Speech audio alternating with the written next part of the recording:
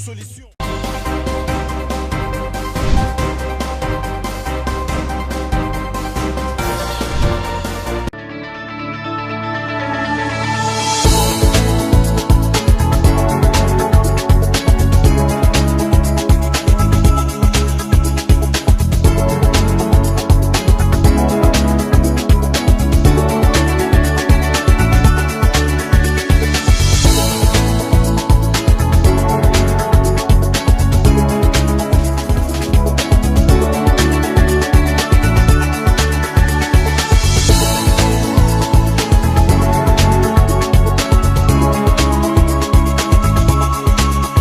Je vous recommande la boutique La Londoloise, c'est Judith Londolé.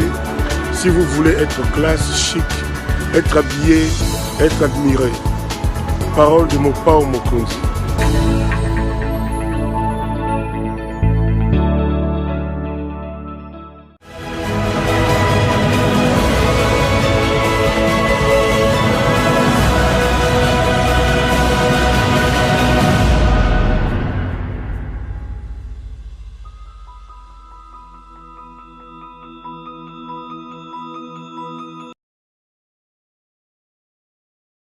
Madame, Messieurs, bonsoir et bienvenue à ce nouveau numéro de l'émission Décrit Info, ce magazine d'analyse d'actualité politique, sociale, économique et même juridique qu'on a lancé ici chez nous à CPL Télévision. Des questions importantes qui retiennent de l'actualité dans plusieurs domaines sont mises sur la table et nous tentons de les décortiquer en leur donnant un sens, une forme et selon nous. C'est d'ailleurs pour ça que chaque matin, chaque soir ou je sais pas moi, quand vous nous regardez, lorsque nous commençons cette émission, nous avons l'habitude de dire que le Décrit Info, c'est tout simplement le tempo de l'actu, c'est dans notre feeling. Ça veut dire notre manière à nous de voir les choses, notre manière à nous de les exprimer, et surtout notre manière à nous de les ressentir. Nous, c'est CPL Télévision, cette chaîne YouTube que vous aimez tant, parce que vous êtes tellement nombreux à nous suivre, vous êtes tellement nombreux à nous appeler, à nous faire de remarques, à nous faire de reproches, mais aussi parfois, et même souvent d'ailleurs, à nous féliciter et à nous encourager pour le travail et l'abnégation dont on fait montre pour vous servir. Je suis donc très très heureux de vous retrouver pour ces nouveaux numéros. Nous sommes mardi aujourd'hui, je voulais vous souhaiter à vous tous bienvenue à vous dans nos shows. Si vous êtes un habitué de cette émission, vous connaissez un peu les principes. Décrit Info, c'est tout simplement un magazine d'opinion, un magazine d'analyse, où nous venons, nous disons, voilà les sujets d'actualité, voilà ce qui est d'actualité au pays, et voilà ce que nous en pensons. Et en les faisant, nous ne dérogeons ou nous n'écorchons pas du tout les principes. Nous sommes en plein dans le journalisme parce qu'après, les détracteurs peuvent dire tout ce qu'ils veulent. Nous continuons à faire notre travail. Très content donc de vous retrouver une fois de plus. Je voulais vraiment la main sur le cœur vous souhaiter à vous tous la bienvenue à cette émission. Vous souhaiter des très très bonnes conditions d'écoute. Et vous rappelez que vous n'êtes pas obligé d'insulter les gens, vous n'êtes pas obligé d'aller dans les insultes ou dans des critiques critiques, oui, parlent d'insultes et d'injures, parce qu'après j'ai toujours dit que ce que j'ai dit ici n'est pas du tout une parole d'évangile. J'expose mes propos aux intempéries de vos critiques parce que je reste convaincu que du choc d'idées, la lumière, alors la vraie lumière finit toujours par jaillir. C'est tellement triste de croire aujourd'hui que le débat politique doit se faire sur base d'un certain nombre de choses, notamment d'insultes. L'intrusion des injures et des insultes dans les débats politiques est une chose que moi je reprouve, que je repousse au plus profond de moi-même. Malheureusement, ça a pris de l'ascenseur. Et le patron, les parrains de cet état de choses, ceux qui ont amené aujourd'hui le débat politique à être tiré vers le bas, ne nous cachons pas, il faut le dire, c'est l'UDPS. C'est M. Félix Antoine Tshisekedi Tshilombo. Depuis que Félix est au pouvoir, entre autres parmi les choses que l'on peut lui reprocher, c'est la montée du tribalisme.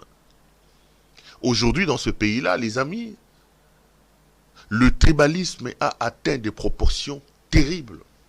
Vraiment terribles. Moi, j'ai un certain âge. C'est vrai que je ne suis pas vieux, mais je ne suis pas non plus né de la dernière pluie quand même. Hein. Je ne suis pas né de la dernière pluie. Je rigole parce qu'un téléspectateur m'a appelé. J'ai dit, oh, qu'est-ce que mon âge a à voir? Mais j'ai quand même aujourd'hui quoi? Presque 20 ans de métier. J'ai 18-19 ans. Je suis en train d'étendre vers ma 20e année de carrière journalistique. C'est une bonne chose. C'est un métier que j'aime beaucoup. J'ai toujours aimé le journalisme et j'ai toujours pensé que sur la terre des hommes, il y avait 3 professions que j'ai toujours rêvé d'exercer. Un, c'est être avocat. J'ai toujours rêvé d'être avocat. D'ailleurs, quand j'ai commencé mon travail, comme j'ai commencé mes études, je l'ai commencé comme juriste. Après, il y a eu quelques problèmes au niveau de l'université de Kinshasa qui ont fait que l'année d'après, je n'ai pas su supporter tout ce qu'il y avait là-bas. Je suis allé à l'IFASIC parce que j'aimais soit être avocat, soit être journaliste. Journaliste, c'était donc un deuxième choix. Et puis le troisième, c'était être médecin. J'ai 3 enfants. Si j'ai un journaliste, j'ai un avocat et j'ai un médecin, je serai l'homme le plus heureux de la planète. Mais la médecine, c'était quand même mon troisième choix parce que je trouvais que c'était je suis pas trop fort en maths. La science exacte, c'était pas mon dada. J'aime beaucoup la médecine, mais j'avais cette appréhension-là de croire qu'en médecine, il faut être calé en maths, il faut être calé en sciences exactes. Voilà pourquoi.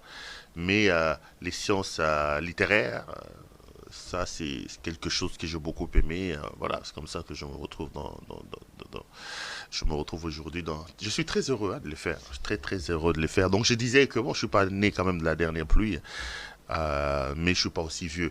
Alors, je disais que de mon âge, j'ai quand même connu le régime de Mobutu. J'ai connu le régime de Laurent Désiré Kabila. J'ai connu aussi le régime de Joseph Kabila.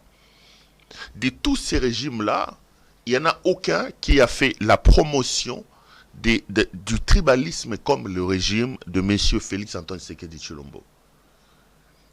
Félix, qui est en train de vivre, à mon point de vue, certainement, ces derniers moments de pouvoir, va nous laisser une bombe qui risque d'exploser entre nos mains. C'est cette affaire des tribalismes. Aujourd'hui, le pays est totalement fragmenté. Les nominations se font sur base des origines tribalo-ethniques des personnes. Aujourd'hui, dans ce pays-là, on a appris à poser la question à nos compatriotes, tu es d'où? J'ai grandi avec des amis, je n'avais pas besoin de connaître leurs origines.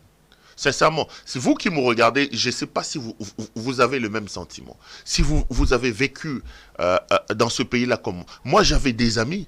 C'est à peine aujourd'hui que je commence à comprendre que celui-là était du Congo central, que celui-là était de ceci. C'est vrai qu'il y avait des stéréotypes qu'on donnait à chaque tribu, comme il en est un peu partout, que ce soit en France, que ce soit en Belgique, on dira que quelqu'un qui vient des Bretons, du Nord parle comme ça, un Breton parle comme ça, ou un Savoyard parle comme ça.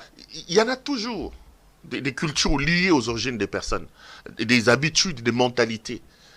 Même dans mon pays, il y en avait. On sait que le Mongo, comme ça, si tu veux manger les litouma, il faut aller chercher les lokele, tout ça. Les balouba, si tu veux avoir un peu de vantardise, tout ça, des choses comme ça, il faut aller chez le balouba. Si tu veux être des gens qui parlent pas, qui sont comme ça, il faut aller chez le Bakongo. Mais c'était des stéréotypes on en parlait d'ailleurs en rigolant. C'était des choses générales. Mais aujourd'hui, le pays est en très plein pied dans cette affaire de tribalisme. Le tribalisme est devenu le moteur des relations intercongolaises aujourd'hui. C'est extrêmement dangereux, mes chers frères.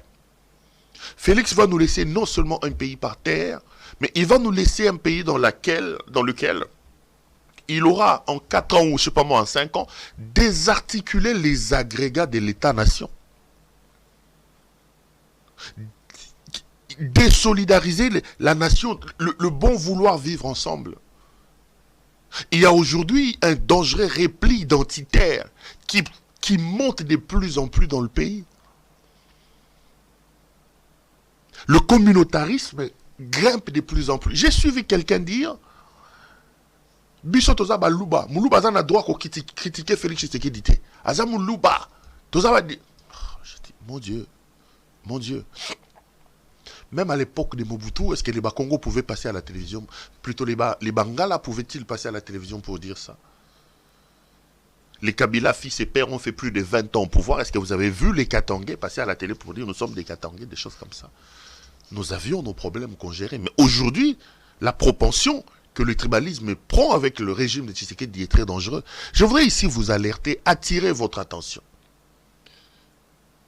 Les amis, faisons très très attention. Félix est en train de planter les lits. Et si nous ne l'arrêtons pas, on va certainement planter les lits d'une désorganisation de la nation, de l'État-nation. Ceci aura pour conséquence de faire accroître les replis identitaires, le communautarisme, et la conséquence de toutes ces antivaleurs fera que la balkanisation de notre pays puisse réussir.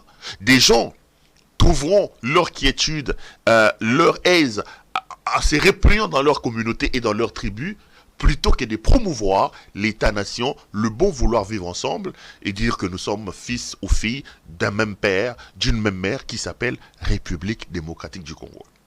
À chaque fois que je parle de ces choses, notamment du tribalisme, j'aime toujours attirer une attention particulière, alerter mes frères du Kasaï. Moi-même, je suis Kassaïen de père et de mère. Ma mère est du Kasaï, et mon père est aussi du Kasaï. Je suis du Grand Kasaï. Mais non, il y en a 5. Hein. Il y a le Kasaï non, il y a le Kasaï, le Kasaï central, le Kasaï oriental, le Sankourou et le Lomami, je crois, oui. Mon père et ma mère sont originaires de ce coin-là. Je rigole parce que, bon, attends, je ne voulais même pas en parler. Ça, c'est les bassesses des personnes qui ne comprennent absolument rien. J'attire ici l'attention, au début de cette émission, de mes compatriotes du Grand Kasaï. Mes frères, ne nous leurrons pas. Ne nous leurrons pas. Félix Tshisekedi Tshilombo a totalement échoué, mais il a fait monter le tribalisme et le Kassaïen, ou le Kassaïen donne aujourd'hui l'impression d'être le porte-étendard de cette antivaleur qu'on appelle le tribalisme. Lorsque quelqu'un critique Félix Tshisekedi, regardez dans les commentaires. Vous allez voir qui l'insulte, qui l'attaque. C'est Mutombo, c'est Kabeya, c'est Kabeji, c'est Kalonji, c'est Mujinga, c'est Luambo, Luabeya. On a l'impression que ce repli identitaire est tellement prononcé chez nous dans le Grand Kasaï. Mais j'ai dit que c'est une erreur si nous voyons les choses sous cet angle-là. Parce qu'en réalité, regardez aujourd'hui en 4 ans. Si le repli identitaire était une bonne chose, le Kasaï ne devait pas être là où il est aujourd'hui. Lisez le tout dernier rapport des PAM. Le Kasaï est la région la plus touchée par la faim dans tout le Grand Congo. Alors que c'est un Kassaïen qui est au pouvoir.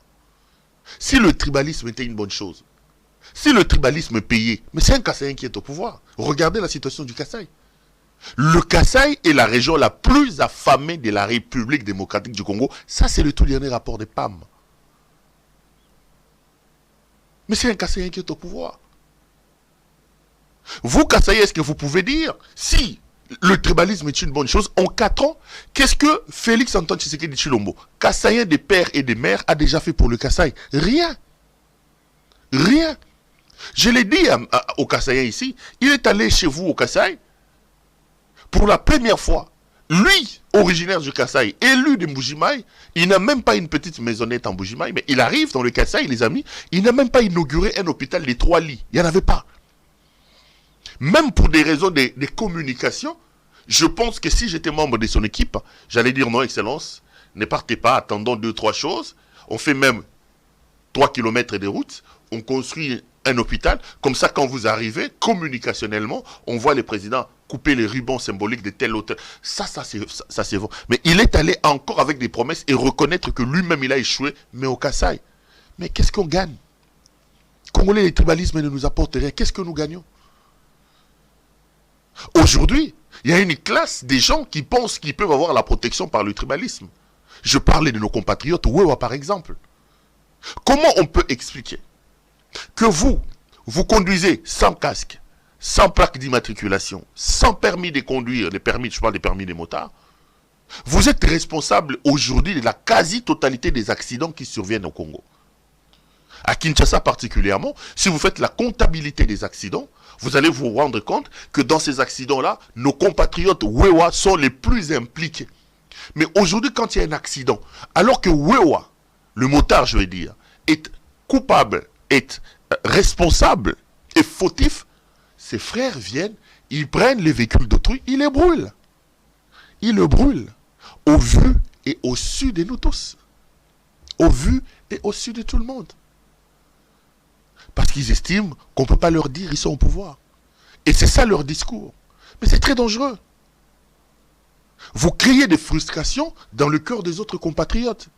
Et ces frustrations-là, on va vous les rappeler quand Tshisekedi ne sera plus au pouvoir. Parce que Tshisekedi d'ailleurs a échoué.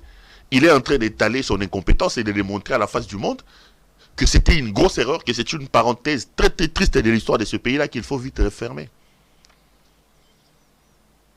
Regardez ce que les Wewa font aujourd'hui à Lubumbashi, par exemple. Regardez, j'ai vu qu'ils sont allés brûler presque une dizaine ou je sais pas moi, 5 ou 6 véhicules d'un monsieur, parce que le Wewa avait fait un accident avec le taxi de ce monsieur-là, et d'ailleurs c'était le motard qui était fautif. Sachant le responsable de ces véhicules-là, ils sont allés dans sa parcelle, ils ont trouvé ces véhicules qui étaient là, il y en avait 6 et 6, ils ont mis le feu. Tous ces véhicules ont brûlé. J'ai vu la désolation de ces messieurs-là en train de parler. Ils sont incontrôlés aujourd'hui. Ils sont incontrôlés. Et ceci, c'est fait sous le nez et la barbe des autorités. On laisse faire. Faisons très, très attention. Congolais, nous avons à gagner, à construire l'unité, à lutter contre le tribalisme et à rester un. Le Congo doit être perçu comme un corps et nous tous, nous devons être considérés comme des partis. Et dans un corps, il n'y a pas des partis moins importants ou des partis plus importantes.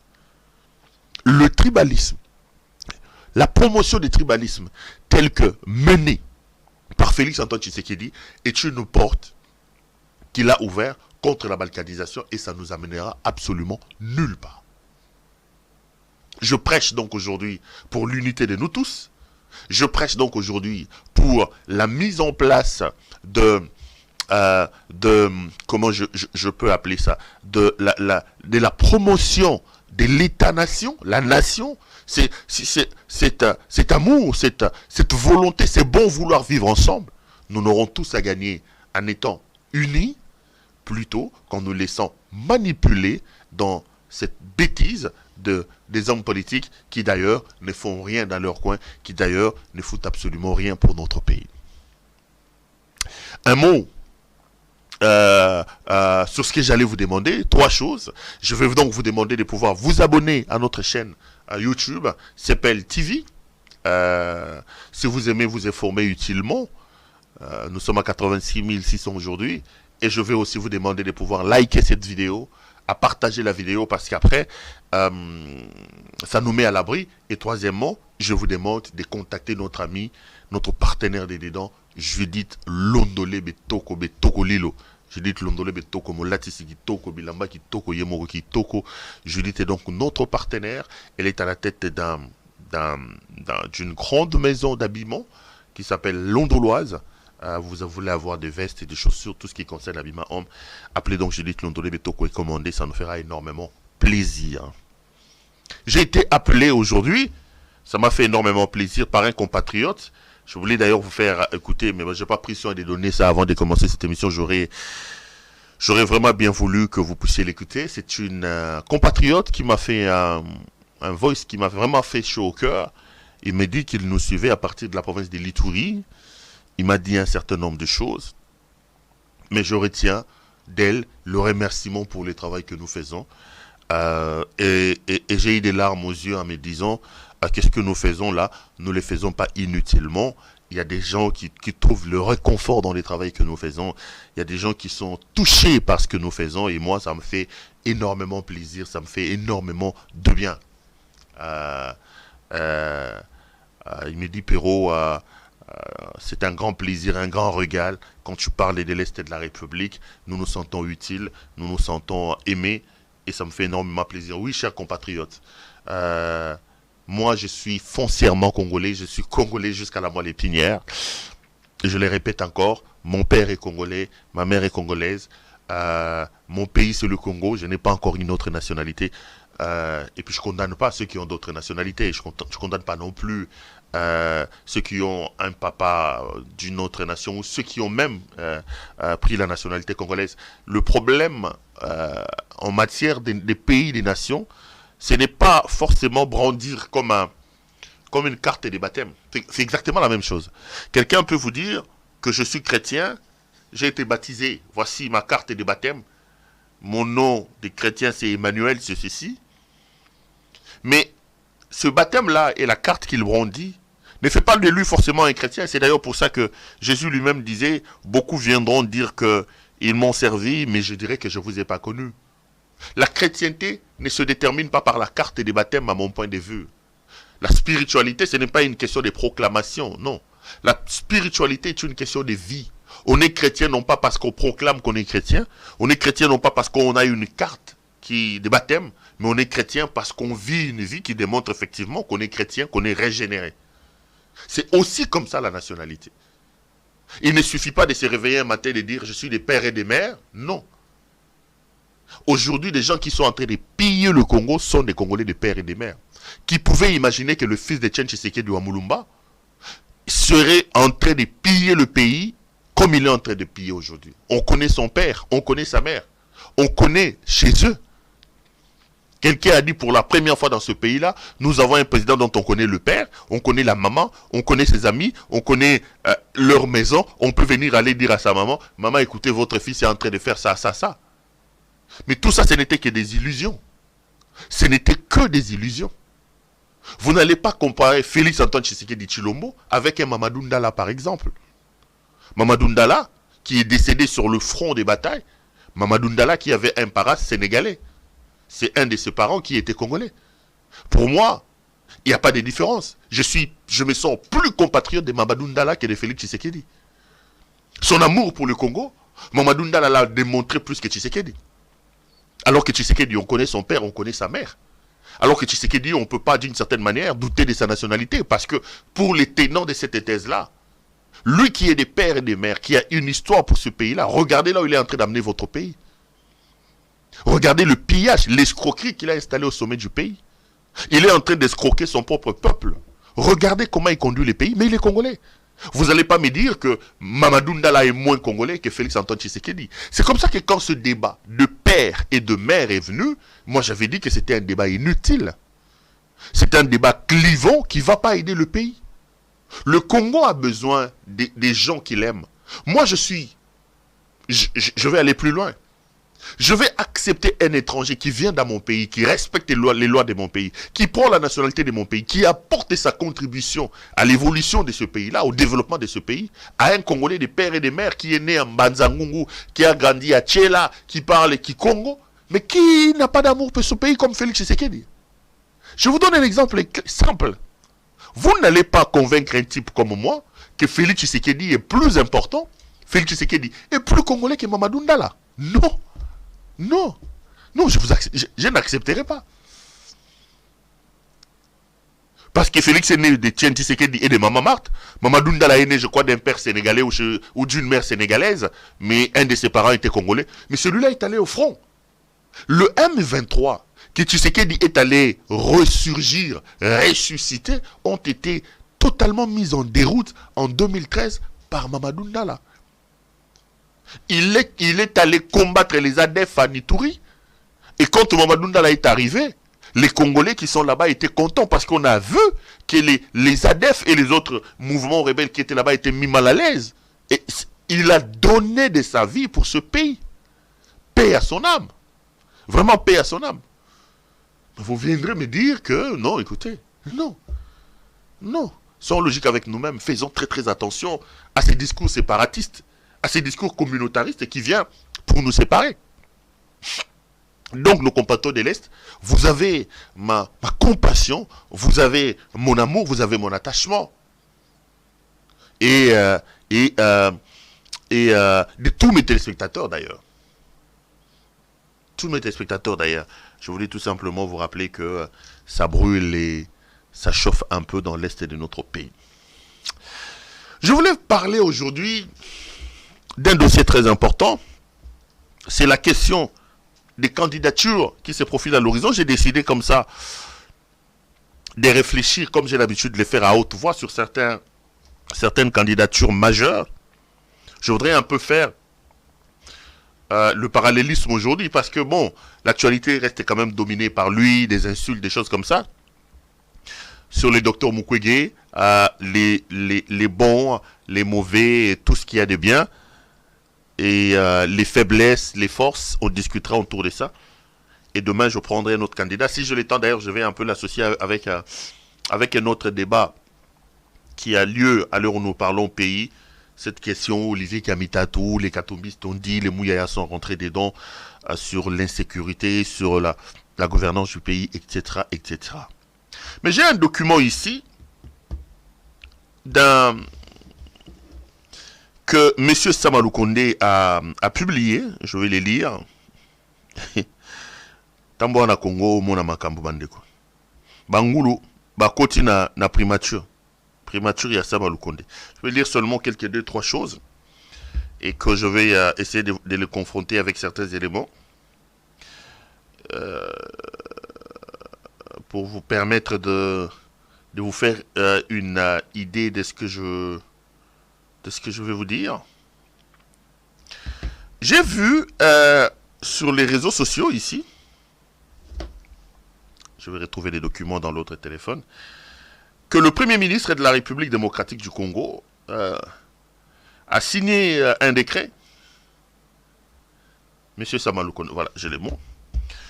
Monsieur Sama Lukonde a signé un décret, c'était le 6 octobre, décret numéro 23/28 du 6 octobre 2022 portant désignation des membres du comité technique de suivi de la mutualisation des opérations de l'identification, du recensement et de l'enrôlement de la population.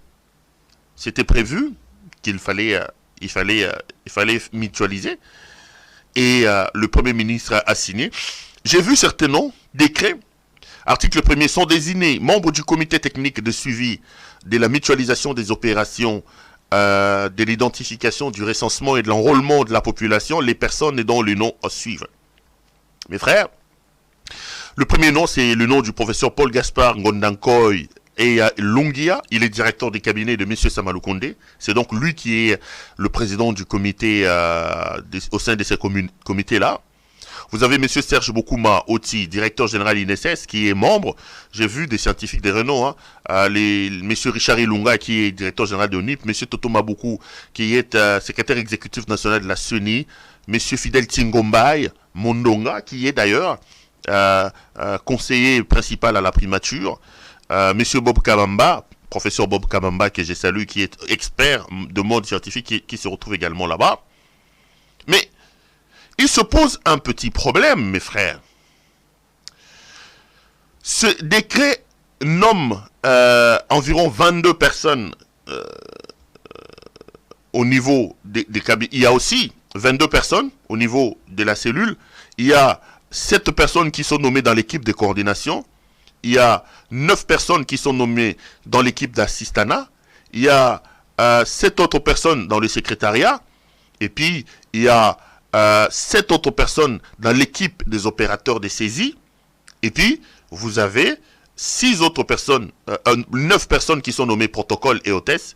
Et vous avez 3 personnes qui sont nommées comme huissiers. Tout compte fait, vous êtes à 50 ou 60, je veux dire 60 personnes qui ont été nommées. Les amis, Tshisekedi Félix, parmi ses grands mérites, c'est, je l'ai dit toujours, c'est aussi, entre autres, la capacité d'avoir déshabillé l'État. Sama Lukonde est là, Premier ministre, ça fait 2 ans maintenant, pratiquement. Je vous ai toujours dit les éléments qui ont amené Sama Lukonde à la primature. Après sa rupture avec Kabila et le départ de monsieur l'ancien Premier ministre, le vieux là, Félix Tshisekedi avait besoin d'une ombre. Il avait besoin d'un Premier ministre des pacotilles. il a estimé, dans son élan dictatorial, qu'il n'avait pas besoin d'un premier ministre de charisme, compétent, intelligent, capable de défendre son pantelin qui est la primature. On a dit qu'il ne voulait pas avoir un premier ministre qui lui ferait ombrage. C'est comme ça qu'il est allé contacter ces hommes, notamment Dani Banza. Dani Banza que Muyambo accuse d'être aujourd'hui le chef de file de la mafia au Katanga. Je fais une émission avec Muyambo qui a démontré que Dani Banza est trempé dans les opérations de pillage de ressources au Katanga, dans les mines, selon Jean-Claude Muyambo. Toutes les personnes aujourd'hui qui sont en train de piller les mines du Katanga ont entre autres aussi comme parrain M. Dani Banza. Donc, le portrait que Muyambo peint de lui, ce n'est pas un homme crédible à qui on peut faire confiance. M. Tshisekedi s'est donc appuyé sur Dani Banza. C'est comme ça que Dani Banza est allé dénicher M. Sama Lukonde, qui avait donc le profil cherché par le dictateur Félix Tshisekedi. C'est-à-dire un homme qui n'a aucun charisme, un homme qui ne ferait pas ombrage à Tshisekedi, un homme qui sera là comme un protocolaire, un premier ministre protocolaire. Et c'est ce que est aujourd'hui M. Sama Lukonde. Regardez les grands projets de la République, alors que la conduite de l'action publique, des projets publics, la conduite de l'action publique de l'État doit être menée par le gouvernement. Félix Tshisekedi se permet, lui, avec tous les chefs-couleurs qui sont autour de lui à la présidence, c'est la présidence de la République qui conduit aujourd'hui l'action de l'État. L'affaire 100 jours, l'affaire Tigelou, des projets, vous allez vous rendre compte. Et c'est ce que Félix Tshisekedi voulait. Il voulait un homme faible, qui n'a pas de charisme, un homme qui ne lui ferait pas ombrage. C'est comme ça que Dani Banza est allé lui trouver Sama Lukonde. Sama Lukonde est là depuis 2 ans. Vous, Congolais, êtes-vous fiers de lui comme Premier ministre? Vous ne serez pas nombreux. Un Premier ministre aphone, qui n'est là que pour les avantages de Premier ministre qu'on n'entend pas, qu'on ne connaît pas. Bienvenue donc à la République Tilegelo. Ils ont mis en place une commission de mutualisation pour le recensement, l'enrôlement et l'identification, tralala, tralala. C'est une commission interministérielle qui a été mise en place. Il y a des gens qui ont commencé à travailler dans cette commission-là depuis un temps. Mais le 6 octobre, M. Sama Lukonde va signer un décret pour formaliser cette commission-là. Curieusement, sur la 60aine de personnes, des gens qui étaient là en train de travailler depuis longtemps, Sama Lukonde va les mettre de côté à Tchebangoulou. Aujourd'hui, il y a un vrai malaise au sein de la primature. Parce que les gens qui participaient à cette commission-là, qui venaient de plusieurs ministères et même de la primature, ne se retrouvent pas dans le décret que le Premier ministre a publié. Il publie un décret pour formaliser le comité de mutualisation, mais regardez ce qu'il fait. Il met des ngoulous, des gens qui n'ont pas leur place dans ces comités-là. Je vais vous citer quelques noms. Vous allez vous rendre compte que monsieur le Premier ministre, pour un dossier aussi important, il choisit tout simplement de récompenser son entourage. Je vais par exemple, au niveau de l'équipe de coordination. Attendez, je vais retrouver, le document. Je vais retrouver le document pour... Prenons par exemple équipe d'assistants. Monsieur Paul Mavoulou, Monsieur Nikombouyou, Monsieur Isaac Bakajika, Monsieur Théo Moguicho, Madame Nelly Mutombo. Ces gens que Sama Lukonde met, au fait, ce sont les membres de son antichambre. Les noms que je cite ici, les Isaac Bakajika, les Nikombouyou, les Théo Moguicho, les Nelly Mutombo. En fait, ce sont des gens qui sont dans l'antichambre de M. Sama Lukonde, qui n'ont rien à voir avec ces comités et qui n'ont pas travaillé avec ces comités. Qui n'ont rien à voir. Ils n'ont pas travaillé dans ces comités. Sama a pris des personnes qui sont proches de lui, qu'il est venu verser dans ces comités comme des ngoulous. Pour un travail qui demande autant de technicité, lui, il choisit plutôt de mettre des ngoulous à la place de trouver des personnes capables de faire le travail. Vous prenez par exemple l'équipe d'opération de saisie. Il prend Madame Kadette Mouadi, Madame Viviane Lumbulumbu, Monsieur Roger Solo, Madame Clara. Ces gens que Sama verse dans l'équipe comme opérateurs de saisie sont les gens du conseiller administratif et financier. Ce qu'on appelle à la primature chez les CAF. Donc ils travaillent chez les CAF. Alors que la primature a effectivement une pool saisie, un pool de saisie. On a enlevé ces gens qui travaillaient dans ces comités. On a donné au CAF, au conseil administratif et financier de M. Sama Lokonde, qui lui aussi a pris ses ngoulous qu'il a versé au niveau de la commission. Vous allez prendre des protocoles. Le directeur de cabinet a pris aussi ses ngoulous qu'il a versé là-bas. Tous les huissiers, il y en a 3. Celui-là aussi est allé prendre ses jardiniers qu'il a versé dans la commission. Du coup, un comité aussi important qui devait travailler en termes de mutualisation pour l'identification, pour l'enrôlement, pour les recensements des Congolais, se retrouve aujourd'hui infiltré par une bande de personnes qui ne devaient absolument pas être là. Donc, Bangoulou balongwe na musique, Bangoulou bakoti na gestion ya mboka. Et ce sont ces gens qui ne sont pas à leur place, qui doivent aujourd'hui travailler pour nous amener dans le recensement, pour nous amener... Mais ce pays a fait quoi au bon Dieu pour vivre des choses comme ça? Et ce qui est grave, c'est les montants qui sont proposés pour la paye. J'ai vu les propositions. Le huissier ici, dans ce comité ici, donc les 3 huissiers que vous avez vus, le tout dernier touche 1400 $. Je parle de 1400 $. Le huissier, ils ont pris, chacun a pris son jardinier, tel a pris son nettoyeur, il l'a mis comme huissier, le dernier touchera 1400 $. Le dernier de huissier va toucher 1400 $. D'ailleurs, comme ils ont travaillé depuis 3 mois, ils n'ont pas travaillé. L'équipe que ça m'a chassé alors qu'il y avait des vrais là-bas, ils ont travaillé depuis 3 mois. Ça m'a décidé qu'on leur paye leurs arriérés de 3 mois de travaux. Donc, il va se faire encore des nouveaux riches dans son dossier de Ngoulou. Il a vidé tout son antichambre. Les Nikombouyou, les Isaac Bakajika, les Théo Mujinga, Madame Nelly Mutombo, toutes ces personnes-là sont des gens qui sont dans l'antichambre de Monsieur le Premier ministre. Vous avez Monsieur Alain Kilapi, Monsieur Mila Bondenga, ils sont toujours là-bas. Madame Séraphine Issamene, elle est assistante du coordonnateur, du directeur. Donc là-bas, il y a 2 directeurs de cabinet. En fait, il y a le professeur Ngondankoy. Mais Sama, comme il a estimé qu'il n'avait pas totalement confiance au professeur Ngondankoy, il a créé un autre poste, un directeur de cabinet fantôme qu'on appelle là-bas coordonnateur du cabinet. Quand il a ses dossiers à lui sensibles, il le traite avec le coordonnateur des comités, le coordonnateur de, comment ça s'appelle, le coordonnateur du cabinet.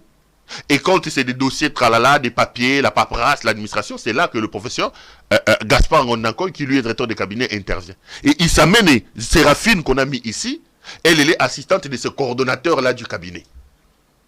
Elle n'était pas dans le comité du départ. Donc elle tombe aussi comme un cheveu dans la soupe, comme une ngoulou dans ces dossiers. Mais vous voulez amener le pays où, mes frères? On veut amener le pays où? Qu'est-ce que nous voulons exactement pour notre pays? Donc, l'Engoulou aujourd'hui, pour un dossier, je vais dire, hein, le décret portant désignation des membres du comité technique de suivi de la mutualisation des opérations, de l'identification, du recensement. Est-ce que pour un comité aussi important que celui-ci, fallait-il aller prendre des Ngoulous et mettre? Ça, c'est le régime de M. Tshisekedi. Les Ngoulous se retrouvent dans des décrets, alors que des personnes qui, depuis 3 mois, travaillaient pour préparer ce comité, ne sont pas là. Ne sont pas là. Ici, ils ont mis des amis, des cousins, des copines, de ceci, de cela. Ils sont venus se retrouver dans ces comités. Et voir les barèmes des payes qu'ils proposent. Je vous dis que le dernier huissier touchera 1400 $. Bazasogi 60. Si le huissier touche 1400 $, et les autres membres toucheront combien? Qu'avons-nous fait au bon Dieu pour mériter ce genre de choses? Qu'avons-nous fait au bon Dieu? Donc l'État a perdu de son aura. M. Tshisekedi, dans sa jouissance, dans son incompétence, a pris l'État, il a déshabillé l'État est aujourd'hui nu et l'État se retrouve dans la rue. Regardez ce qui se passe aujourd'hui. Le président Tshisekedi a nommé hier des mandataires. À l'heure où je vous parle, alors que l'ordonnance a été lue à la télévision nationale, je prends un cas patent. On ne sait pas à l'heure où nous parlons qui est directeur général adjoint de la SNEL. Je vais vous trouver les noms. J'ai vu qu'Nsing Pouloulou était en train de festoyer en disant que il a été nommé directeur général adjoint de la SNEL. Mais en réalité, à l'heure où je vous parle, on ne sait pas exactement qui a été nommé. Je vais lire un paragraphe d'un article. En toute logique, il devrait occuper, je parle de M. Ntingi Pouloulou, le fauteuil du DG. Mais si l'on s'en tient à la lecture de la liste par la présentatrice, c'est plutôt un certain Luamba Moubatedi qui doit assumer les fonctions des DGA. Est-ce une mauvaise lecture? On a nommé des gens, on dit que M. Ntingi Pouloulou, qui a été le porte-étendard à l'Assemblée nationale de la politique de, comment ça s'appelait, de pères et de mères, on dit que c'est M. Ntingi Pouloulou qui est directeur général adjoint de la SNEL. Je ne connais pas ses compétences, mais quand je le vois comme directeur général adjoint, je ne crois pas en lui. Je ne sais pas ce qu'il va faire, mais évidemment, Tshisekedi ne me surprend pas dans ses nominations en cascade. Je ne sais pas, je ne connais pas la filière que M. Ntingi Pouloulou a suivie, je ne connais pas sa vie, mais je suis dubitatif, et de lui et de leur régime. Mais comment vous pouvez expliquer qu'une ordonnance qui nomme les mandataires des entreprises publiques, une entreprise aussi importante que la SNEL, la Société Nationale d'Électricité, quelqu'un est nommé directeur général adjoint, mais il y a eu une confusion à l'heure où je vous parle. Dans la lecture qu'on fait, que la présentatrice sur la RTNC a faite, le poste de directeur général adjoint, est attribué à un certain Luamba Moubatedi. Et j'ai vu que certains amis de la cellule des communications de M. Tshisekedi dire non, la DGA ou les DGA, c'est bien M. Ntingi Pouloulou. Mais d'où vient cette cacophonie, cette confusion dans les nominations? D'où provient-elle? D'où elle provient? Il faut que Tshisekedi se prenne au sérieux, et il faut que Tshisekedi prenne au sérieux la fonction qu'il occupe aujourd'hui. J'ai toujours posé la question à Tshisekedi, est-ce qu'il lui arrive de se rendre compte qu'il est le président de la République démocratique du Congo? Est-ce qu'il lui arrive de se rendre compte de qui il est? Est-ce qu'il lui arrive de se rendre compte qu'il a entre ses mains le destin, l'avenir et les devenirs des millions de Congolais? Pour exposer la République au ridicule à ce point. Qui, à l'heure où nous parlons, est directeur général adjoint de la SNEL? Personne ne peut le dire avec exactitude. Personne. Entre-temps, j'ai vu sur les réseaux sociaux, le tonitruant Ntingi Pouloulou dire, écoutez, Moulili Yango Banakin Boza la calme, maintenant Sepeli Sabino. Voilà la République. Hier, quand on nommait quelqu'un mandataire, quand on disait de quelqu'un qu'il est ceci, qu'il est cela, il vous inspirait la confiance, la sérénité, le sérieux, le respect. Aujourd'hui, avec Félix Tshisekedi, quand on dit, voilà, celui-là a été nommé, là, on s'est dit, chancelo Kopamba, quoi. Le pays va très mal, mes frères. Notre responsabilité comme peuple, comme citoyen, c'est de nous dresser, de nous lever pour sauver ce pays-là. N'oubliez pas, je vous ai dit hier, le peuple, le pays n'a le dirigeant qu'il mérite. Si le Congolais veut mettre fin à cette anarchie, à cette incompétence et à cette jouissance installée au sommet de leur pays, c'est aux Congolais de prendre leurs responsabilités, de dire, monsieur, vous avez assez joué, on arrête. Mais aussi longtemps que nous ne serons pas à mesure de le faire, qu'on laissera ces gens continuer sur le terrain de leurs bêtises, nous n'aurons que nos yeux pour pleurer et l'humanité tout entière se moquera de nous parce qu'aujourd'hui, que vous le vouliez ou pas, nous sommes la rusée du monde. Parce qu'aujourd'hui, que vous le vouliez ou pas, nous ne sommes respectés nulle part à cause de nos actes et à cause de nos dirigeants. Les amis, hier, j'ai abordé ici un peu légèrement la question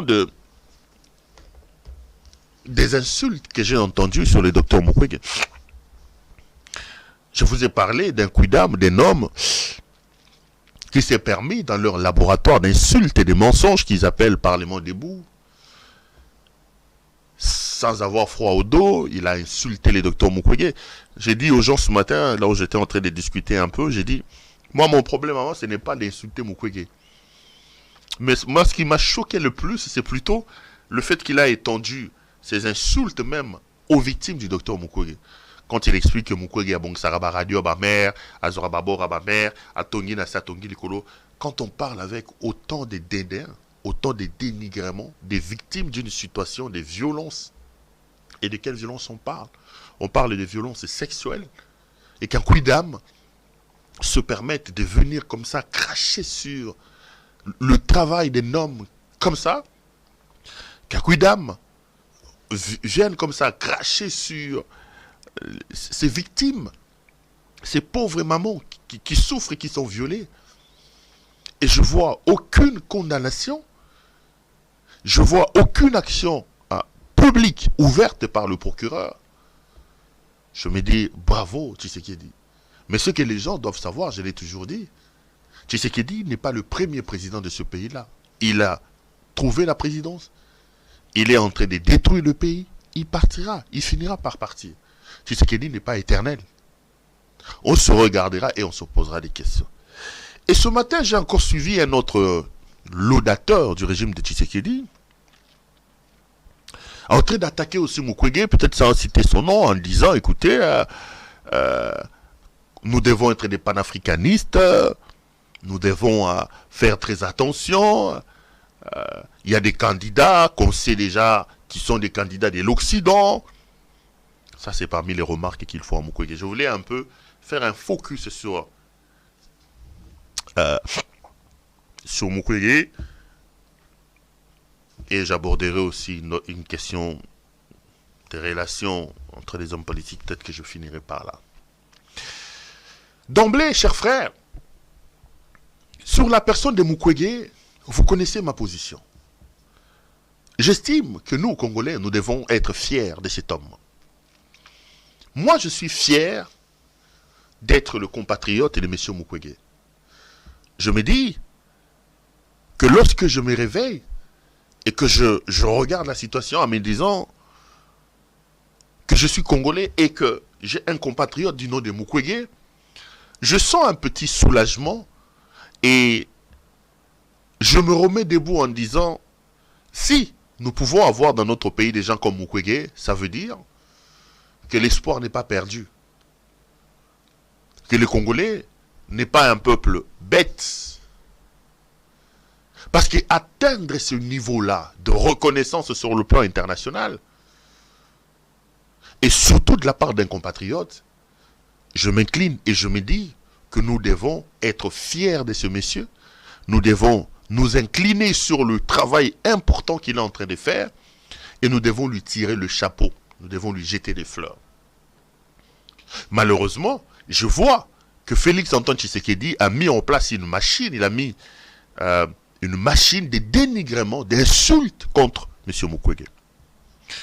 Mukwege est un prix Nobel de la paix, qui est une sorte de plus grande récompense au niveau international.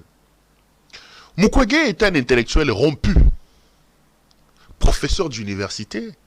Mukwege a une histoire. Mukwege est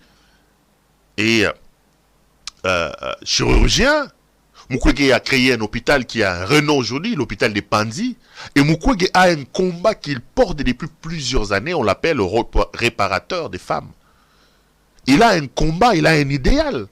Mukwege vit les guerres, les rébellions dans sa chair, dans sa peau. Parce qu'il est en contact, contrairement à nous tous qui parlons de cette situation, lui il est en contact avec les victimes de cette situation. Il est attaché à ces victimes-là. Mukwege a donc une histoire. Avant de parler à lui, j'aimerais comparer Mukwege au patron de l'homme qui l'insulte aujourd'hui, à ceux qui l'insultent aujourd'hui. Je veux dire que ce n'est pas un péché pour un Congolais aussi compétent que le docteur Mukwege d'avoir les ambitions de diriger son pays. Surtout que celui qui est là n'arrive pas à la cheville de Mukwege. On ne peut pas comparer Félix Antoine Tshisekedi Tshilombo et Dr Mukwege. On ne peut pas. On ne peut pas. Félix n'a aucun diplôme, il n'a pas étudié. Mukwege est un professeur d'université. Mukwege a des diplômes connus. Il est diplômé parce qu'il prouve à la face du monde ses compétences par rapport aux études qu'il a faites. Mukwege est un médecin de renom, un chirurgien connu. Félix Tshisekedi est rien. Il est venu comme ça, il est tombé comme une sorte de météorite. C'est un ovni, Tshisekedi. Personne ne peut vous dire qu'aujourd'hui Tshisekedi a 60 ans, 60 ans. Qu'est-ce qu'il a fait de sa vie? Il a étudié où? Il a travaillé dans quelle compagnie? Il a déjà réussi quoi dans son travail? Rien. Tshisekedi est tombé comme un cheveu dans la soupe. Il ne faisait rien de sa vie. Quand on lui a posé la question de savoir comment il faisait pour vivre, il a dit qu'il vivait derrière sa femme qui était une aide-soignante. Donc, toute sa vie, monsieur ne faisait rien. Il attendait le salaire de sa femme qui était aide-soignante, c'est lui-même, pour vivre. Donc, quand aujourd'hui les gens se permettent de passer à la télévision pour insulter le docteur Mukwege, je me dis, mais vous n'aimez pas Félix. Vous n'aimez pas Félix Tshisekedi. On ne peut pas comparer Félix Tshisekedi. Je ne suis pas aussi désobligeant. J'ai entendu un de leurs laudateurs, un de leurs, dialogistes, comparer Kabila et disait que Kabila et Tshisekedi, Kabila nié Tshisekedi gâteau. Moi, je ne vais pas être aussi désobligeant que ça. Aujourd'hui, on sait que entre Kabila et Tshisekedi, qui est le gâteau, qui est le nié, on sait. Les Congolais le savent. Vous posez-leur la question, ils vous diront. Mais comparer Mukwege et Tshisekedi, c'est comparer le jour et la nuit. C'est comparer le ciel et l'enfer. Mukwege, c'est le ciel. Tshisekedi, c'est l'enfer. Là où règne le désordre, là où règne le diable en personne. Les lieux où il y a des graissements des dents. Si je dois aller dans les comparaisons. Mukwege, c'est le ciel. Le pays où coule le lait et le miel. Tshisekedi, c'est l'enfer. Là où se trouvent les diables en personne, où il y a des graissements des dents. On ne peut pas comparer. Ne nous leurrons pas. Je vois qu'il a envoyé ses communicateurs insulter Denis Mukwege. Mais je me dis, dans ce pays-là, on est en train d'aller où? Tshisekedi est un hasard de l'histoire. C'est une parenthèse triste et sombre de notre pays qu'on doit très vite refermer. C'est un homme qu'il faut vite chasser, sortir par la fenêtre de l'histoire de ce pays-là. Donc, quand il envoie ces gens en train d'insulter Mukwege, mais il nous amène, nous Congolais tout simplement, à faire une comparaison entre lui et Mukwege. Et ça ne peut pas se comparer. Tshisekedi n'arrive pas à la cheville de Mukwege. En quoi? Tshisekedi n'a pas étudié, Tshisekedi n'a pas travaillé, Tshisekedi n'a aucun diplôme, Tshisekedi, son premier boulot, c'est ce boulot de cascade où il est tombé comme un cheveu dans la soupe à la présidence. On sait dans quelles conditions il est là. Son premier emploi, il découvre son premier signataire comme président de la République. Et il est là, il étale son incompétence, il vous montre ses insuffisances et ses limites. On ne peut pas prendre cet homme et le comparer à une sommité comme Mukwege quand même. Est-ce qu'on se rend compte à un moment donné de ce qu'on dit? Lui-même Tshisekedi, c'est parce qu'il est Félix Tshisekedi qu'il fait ça. Permettre à ses laudateurs d'aller insulter Mukwege. On ne peut pas. Maintenant on me dit, est-ce que Mukwege peut être candidat de la République? Première chose, personne ne peut empêcher un Congolais qui a le droit, qui bénéficie de tout ce droit civique et comme citoyen, de pouvoir avoir des ambitions de diriger le pays. Mukwege, candidat de la président de la République, il n'a pas encore dit lui-même officiellement, c'est un droit. Mukwege a le droit d'être candidat dans son pays. Mukwege n'a pas une condamnation qui l'empêcherait aujourd'hui de pouvoir bénéficier de ses droits. Mukwege peut candidater comme président de la République. Mais il y a quelques petits problèmes. Là, je laisse cet incompétent et cet insuffisant de Félix Tshisekedi à côté. Je vais analyser maintenant Mukwege lui-même. Mukwege est aujourd'hui au firmament de la reconnaissance. Mukwege est aujourd'hui comme une étoile qui brille au ciel. Mukwege est aujourd'hui au-dessus des divergences politiques. C'est un homme qui, en réalité, devait créer l'unanimité sur son combat et sur sa personne. Et le monde entier l'a reconnu en le récompensant et en le reconnaissant comme prix Nobel de la paix. Maintenant, le danger pour le docteur Mukwege, si il vient candidater, la politique est un monde impitoyable. La preuve, elle est là. Des gens sans utilité, sans importance, commencent à l'insulter. Parce que Mukwege est venu en politique. J'ai entendu quelqu'un dire, dans ce pays, les professeurs veulent devenir des politiciens. Les médecins veulent devenir des politiciens. Les footballeurs veulent devenir... Mais comment on ne peut pas vouloir devenir des politiciens quand vous avez un homme qui n'a rien fait de sa vie, dont on dit le seul emploi qu'il avait, c'était distribution de pizzas, mais 4 ans après son arrivée au pouvoir, il devient milliardaire. Mais pourquoi vous ne voulez pas qu'il puisse faire des envieux? Des gens vont se dire, mais c'est quel ce travail où on gagne comme ça? On ne peut pas condamner les gens qui veulent faire la politique. Il faut condamner ceux qui sont en politique et ceux qui sont au pouvoir.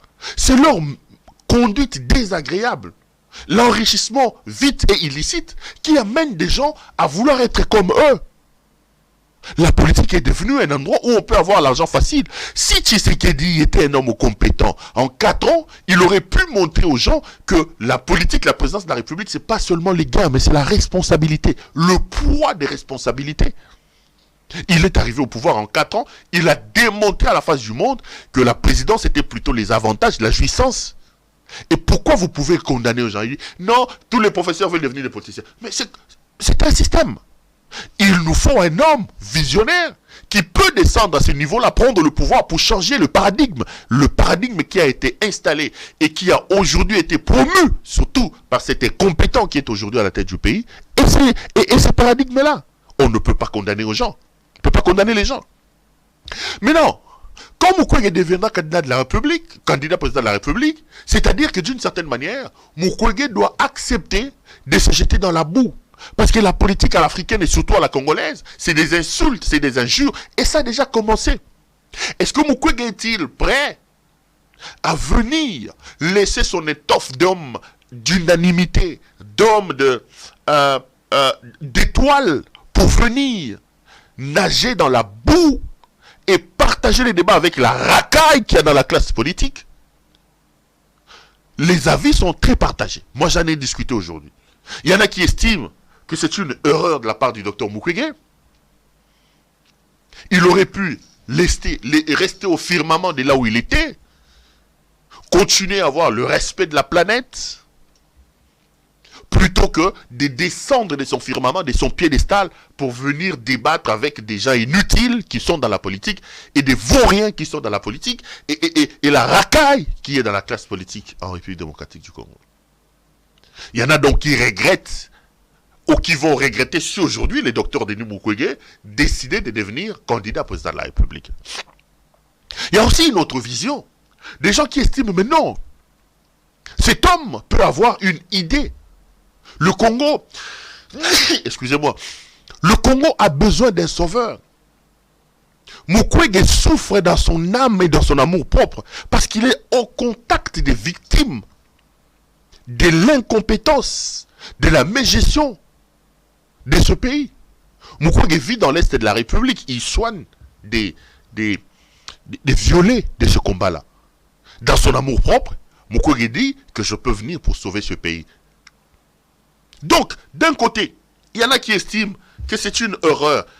Commentez, hein? Vous pouvez aussi me donner vos points de vue, qu'est-ce que vous pensez? Mukwege ne devait pas rentrer dans l'arène pour accepter de recevoir et de donner des coups. Il aurait pu garder sa stature d'un homme au-dessus de la mêlée. Mais il y a de l'autre côté ceux qui estiment que non, le Congo a besoin de ses dignes fils, d'un Moïse. Surtout que Mukwege a déjà fait preuve dans d'autres domaines.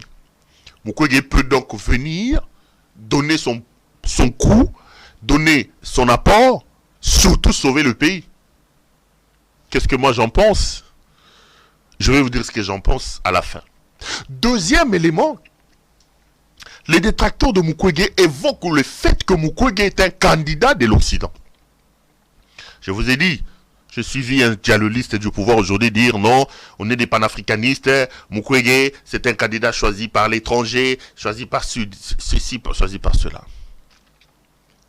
On ne peut pas reprocher à Mukwege d'être le candidat de l'étranger. D'ailleurs, encore faut-il démontrer effectivement que Mukwege est le candidat des Européens. On parle des candidats des Occidentaux. Le monde est aujourd'hui, selon Marshall McLuhan, le Canadien, un village planétaire. Il a écrit un livre qui est devenu une sorte de best-seller quand il peignait le monde. Et tous ceux qui ont fait la communication, les journalismes s'en souviendront. McLuhan a dit que le monde est aujourd'hui un village planétaire. La mondialisation, la civilisation. Et il va plus loin, il dit, ce qui se passe dans la case du voisin est immédiatement connu dans l'autre case et a des conséquences. On ne peut pas aujourd'hui vivre en autarcie en disant, écoutez, c'est les candidats de l'étranger, c'est les candidats de ceci. On ne peut pas croire que, avec toutes les richesses que le Congo a, le monde entier ne peut pas avoir le regard sur le Congo. Sur cette question-là, tout le monde se plaint aujourd'hui du Rwanda. Le Rwandais nous dérange, les Rwandais nous dérangent. Mais tous on est unanime. On sait que le petit Rwanda ne peut pas embêter autant la République démocratique du Congo. Si le Rwanda se permet de nous embêter, vous le dites vous tous, c'est parce qu'il y a l'Occident derrière lui, il a les États-Unis d'Amérique. Ce sont ces maîtres-là qui dirigent aujourd'hui le monde. Le problème du Congo à l'heure où je parle, ce n'est pas un problème des Occidentaux. Non. Le problème du Congo, c'est un problème de patriotisme et d'un amour. Si vous avez un Congolais qui aime ce pays, qui a déjà gagné sa vie, qui n'est pas dans la jouissance, il peut tisser des relations avec le monde entier et comprendre où se trouvent les intérêts du pays. Le problème que nous avons aujourd'hui, ce ne sont pas les Occidentaux. Moi, je ne suis pas politiste, je ne suis pas prédicateur de l'enfer, c'est l'autre. Même quand on parle de Paul Kagame, je vous ai toujours dit ici, souvenez-vous, que cette histoire de dire, ce n'est pas nous, c'est le Rwanda. Ce n'est pas nous, c'est Paul Kagame. Moi, je ne suis pas d'accord. Je vous dis toujours, si vos malheurs, si la guerre, l'insécurité dans votre pays profite au Rwanda, vous ne pouvez pas interdire ça à Paul Kagame. Nous sommes sur la scène internationale. Et les relations internationales sont impitoyables. Il n'y a pas d'amis, il n'y a que des intérêts. Si les intérêts du Rwanda commandent à insécuriser le Congo, Paul Kagame était héros chez lui. Parce que pour le besoin de son pays, il insécurise notre pays et son peuple se retrouve. Les Rwandais sont contents de leur président. Vous n'avez pas à pleurnicher tout le temps au lieu de se mettre. Et je vous donne des exemples. Ce n'est pas Paul Kagame qui dit à Félix Tshisekedi de ne pas réformer l'armée. Ce n'est pas Paul Kagame qui a dit à Tshisekedi d'aller escroquer les gens avec RAM. Ce n'est pas Paul Kagame qui dit à Tshisekedi d'aller prendre 500 millions dans les réserves d'échange et de lancer un programme d'escroquerie qui s'appelle les 100 jours. Ce n'est pas Paul Kagame qui dit à Tshisekedi de lancer un autre programme de tricherie et de vol qui s'appelle Tire les genoux. Nous devons être capables aussi de regarder nous-mêmes qu'est-ce que nous pouvons faire. Si nous sommes là à se plaindre des autres, nous n'aurons pas la capacité de tirer nos propres responsabilités, de faire la cartographie de nos problèmes et d'amener des solutions qui s'imposent. Faisons attention à ne voir le mal qui est dans les autres. On veut maintenant nous imposer une africanité, le panafricanisme pour dire Mukwege est le candidat de l'étranger. D'ailleurs, personne ne peut vous démontrer que Mukwege est le candidat de l'étranger. Et deuxièmement, le problème, ce n'est pas être le candidat des Occidentaux. Le problème, c'est de jouer ses relations avec les Occidentaux pour le bien du pays. Quel est ce pays aujourd'hui en Afrique qui peut dire qu'il peut tenir sans les Occidentaux? Je suis panafricaniste. Je crois en l'essor et à l'émergence de l'homme noir, de l'Africain. Mais ne soyons pas amnésiques, ne soyons pas naïfs. On ne peut pas vivre en autarcie. Je préfère avoir un président compétent, intelligent, qui est en osmose avec les Occidentaux, même si vous dites de lui qu'il est le président des Occidentaux, mais si ses relations avec l'Occident peuvent aider à améliorer les conditions dans mon pays et à faire avancer mon pays, j'accepte cet homme-là. Plutôt que d'avoir quelqu'un qui vante les panafricanismes et qui, dans l'histoire, n'est pas panafricaniste. Il est tout simplement jouisseur, comme Félix Tshisekedi. Donc ces reproches-là, c'est d'arguments qui sont déjà en train de sortir en disant Mukwege c'est le candidat de l'Occident, c'est le candidat à Mindele. C'est pas un péché avoir des bons rapports avec les Mindele. Le plus important, c'est de déterminer l'apport, de fixer les lignes de ce que le pays gagne derrière le rapport que vous avez avec les Mindélé. Et aujourd'hui, le monde, aucun pays du monde peut dire qu'il peut vivre en autarcie. C'est impossible. Nous sommes dans un cercle où le monde est devenu un village. Le Congo ne peut pas se dire, je ne vivrai pas sans ces gens-là. Le plus important, c'est de tirer notre gain par rapport aux relations que nous entretenons avec les gens. Là aussi, c'est un faux argument, c'est un argument fallacieux. Personne ne peut empêcher Denis Mukwege d'être candidat président de la République. Alors voilà ce que moi je pense. Je pense deux choses. Premièrement, pour moi, la candidature de Mukwege est une candidature, si elle s'est présentée, que les Congolais doivent soutenir. Mukwege n'est pas politicien. Mukwege n'est pas dans la logique de quelqu'un qui vient s'enrichir. Il a un nom à défendre, il a un honneur à préserver. C'est pas un pauvre, c'est pas un grand jouisseur, c'est quelqu'un qui vit dans la difficulté, qui vit avec des gens qui souffrent. C'est quelqu'un qui a vendu son âme à la cause de la République démocratique du Congo. Il est rattaché à ce combat-là pour la paix et la sécurité dans notre pays. Donc, j'estime que la candidature de Mukwege, si elle venait à être confirmée, si elle y a des élections, c'est une candidature qui doit mériter qu'on s'attarde là-dessus. Mais il y a deux choses que Mukwege doit comprendre. Mukwege risque de laisser des plumes dans ce combat de la candidature. Pour moi, pour que Mukwege se lance dans le débat politique, dans le combat politique, il doit s'assurer de deux choses. La première des choses, Mukwege doit travailler déjà en coulisses, s'assurer l'adhésion des Congolais et être sûr d'une certaine manière qu'il va gagner les élections. Parce que si Mukwege part aux élections et qu'il perd, il va perdre de son aura. Il se serait déjà lancé dans la boue, mais il n'aura pas tiré gain de cette boue-là parce qu'il aura perdu les élections. Donc il faut que Mukwege s'assure qu'il a le soutien de l'étranger, ça c'est évident. Mais Mukwege doit aussi et surtout travailler sur le plan interne pour matérialiser l'aura qu'il a et s'assurer surtout l'adhésion populaire, l'adhésion des Congolais sur sa candidature et sur sa personne. Il doit, s'il s'élance, mettre toutes les chances de son côté pour devenir président de la République. Parce que s'il s'élance et qu'il se fait voler son élection comme Fayoulou ou qu'il échoue, il sera le plus grand perdant parce qu'il se serait lancé dans la boue, mais il n'aura pas réussi à tirer gain de cause de cette je vais appeler ça comment, de ces challenges-là. Deuxième chose, donc premièrement, il doit s'assurer qu'il gagnera les élections. Deuxièmement, s'il gagne ces élections-là, Mukwege en sortira encore grand s'il réussissait à tirer le pays de la situation dans laquelle il se trouve. Il est déjà aujourd'hui heureux par le travail qu'il fait, par des vies qu'il sauve, par les sourires qu'il redonne à nos mamans, à nos filles, à nos enfants. Il deviendra alors héros national s'il gagne les élections et qu'il amène un programme, un projet qui sort le pays, le Congo, de la léthargie dans laquelle le pays se trouve. En ce moment-là, nous allons l'amener au panthéon des grands hommes de ce pays. Il est déjà un grand, il n'a pas les niveaux de Félix Tshisekedi, il n'est pas comparé avec l'incompétent Félix Tshisekedi, mais il atteindra à ce moment-là le niveau le plus... Il sera élevé au panthéon des grands hommes de l'histoire de ce pays. Voilà les deux conditions sur lesquelles M. Mukwege doit réfléchir à mon point de vue avant de pouvoir se lancer. Se lancer dans une campagne électorale, dans une candidature qui ne va pas l'amener à la présidence de la République est un risque énorme.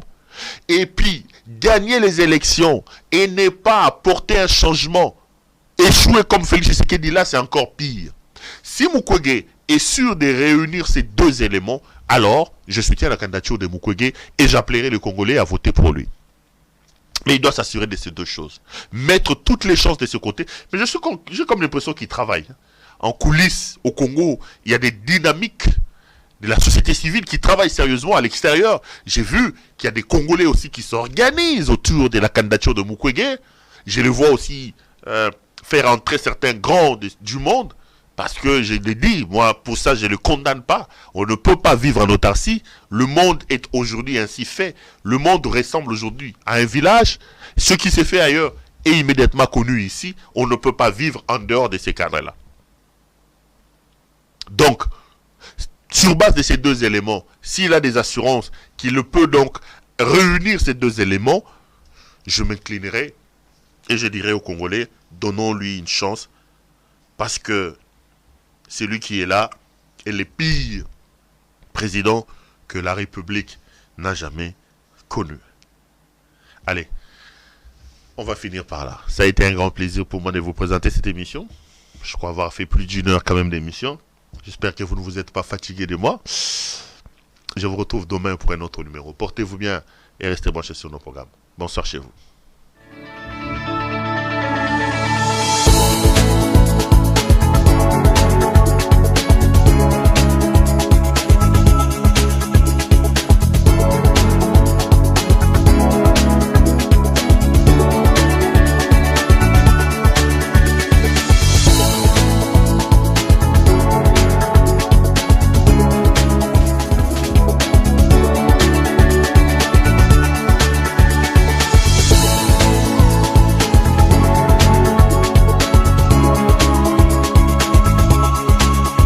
Je vous recommande la boutique La Londoloise, c'est Judith Londolé. Si vous voulez être classe, chic, être habillé, être admiré. Parole de mon Pao Mokonzi.